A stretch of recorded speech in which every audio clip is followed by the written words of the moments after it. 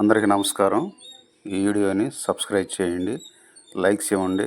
ఎక్కడో మారుమూల ప్రాంతమైన కుప్పంలో పుట్టి ఒక పల్లెటూరులో విద్యాభ్యాసాలు చేసి కాలినడకన వెళ్ళి ఎన్నో ఉన్నత శిఖరాలను అధిరోహించి ఎమ్మెల్యేగా పనిచేసి ఆంధ్రప్రదేశ్ చరిత్రలోనే చిన్న వయసులోనే తొలిసారి ముఖ్యమంత్రి రికార్డు సృష్టించిన మా పెద్దాయన నారా చంద్రబాబు నాయుడు గారికి జన్మదిన శుభాకాంక్షలు. ఆంధ్రప్రదేశ్ రాష్ట్రానికి మీరు సీఎం కావటం గర్వకారణం. ఆంధ్రప్రదేశ్ రాష్ట్రంలో మీరు పుట్టడం గర్వకారణం. నువ్వు నిండు నూరేళ్లు జీవించాలి.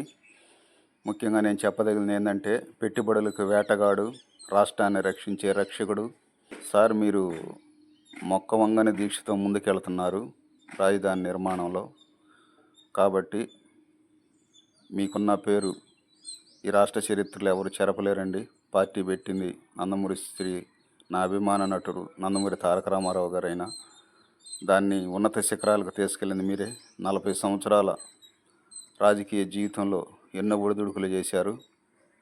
ఎన్టీ రామారావు గారికి ఎన్ని పోటీ పొడిచాడు అంటున్నారు. తెలియని ఎదవలు, దుర్మార్గులు, దుష్టులు ఆ మాట అంటారు. ఎన్టీ రామారావుకి మీరు ఎన్ని పోటీ పడవలేదని ఒక సామాన్య కార్యకర్తగా నాకు తెలుసు సార్.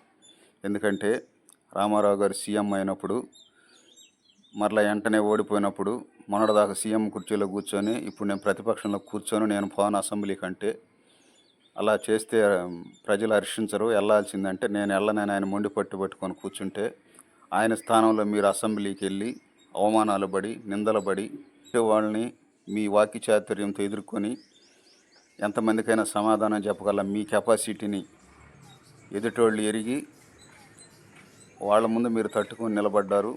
అందుకే మిమ్మల్ని అపర చాణక్యుడు అంటారు. కాబట్టి తెలియని వాళ్ళు మీ గురించి ఎన్నిపోటు అంటారు. అది ఎన్నిపోటు కాదు. ఒక పార్టీని కాపాడుకున్న వ్యక్తి మీరు. మీరే లేకపోతే ఆ తెలుగుదేశం పార్టీ లేదు. నేను ఇది ఖచ్చితంగా చెప్పగలనండి.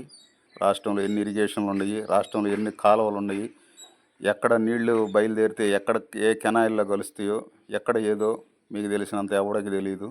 కాబట్టి మీరు నాకు నచ్చిన ఒకే ఒక్క సీఎం సిబిఎన్ సార్. మీరు మంచిగా ఉండాలి, మీరు చాలా బాగుండాలి, అందులో మేము ఉండాలి సార్.